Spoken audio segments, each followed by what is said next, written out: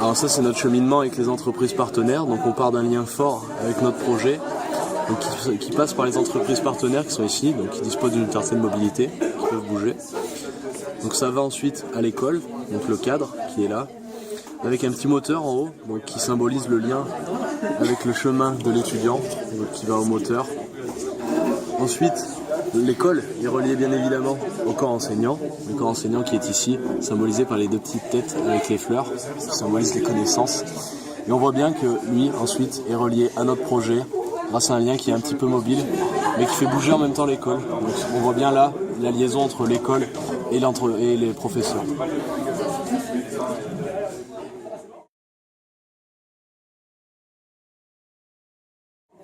Ma langue est fourchée. Donc ensuite, la plaque représente l'école. Donc il y a tout le processus là. Donc là, vous avez les sciences économiques qui sont représentées par une sorte de livre. Il y a la bibliothèque et il y a les sciences dures qui sont représentées avec la fusée et la voiture de la connaissance. Donc ils prennent la voiture et ils vont d'un endroit à l'autre pour avoir leur connaissance. Et l'innovation? Et l'innovation, bien entendu, avec la fenêtre pour avoir une certaine ouverture sur le monde, et l'éolienne, parce qu'on a fait tout ça dans le cadre du développement durable. Alors là, on a l'enfant. On remarque qu'il n'a pour l'instant qu'une tête qui pénètre dans le projet par un portail de la connaissance. Il aura ensuite besoin de passer sur un pont qui a à sa droite un bloc en forme rectangulaire.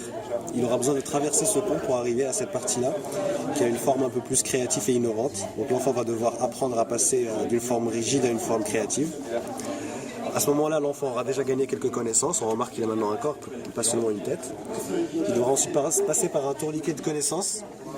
Il se retrouvera forcément en face à un mur et qu'il devra grimper par lui-même. Et une fois arrivé, il aura les bras mains levés en signe de victoire. Les difficultés ne s'arrêtent pas là. Il aura encore besoin de dépasser le moulin.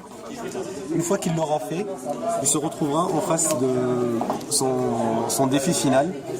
Il devra gravir par lui-même les différentes marches de l'escalier. Chaque palier connaissance est représenté par une bannière qui monte successivement au fur et à mesure que l'étudiant gravit les paliers. Une fois arrivé sur le bout, on remarque que l'étudiant ou l'enfant a un bâton de la connaissance à sa main et qu'il est soutenu aussi. Et s'apprête à faire un pas en dehors du projet, en sortant de sa zone de confort. Et qu'est-ce qu'il fait le bonhomme en bas? On remarque que le bonhomme en bas, en fait, il représente l'étudiant qui lui a donné ses connaissances. Et on voit que l'édifice en entier tient sur la tête du professeur.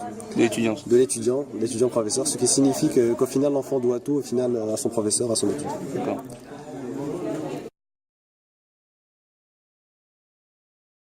On ne s'arrête pas là.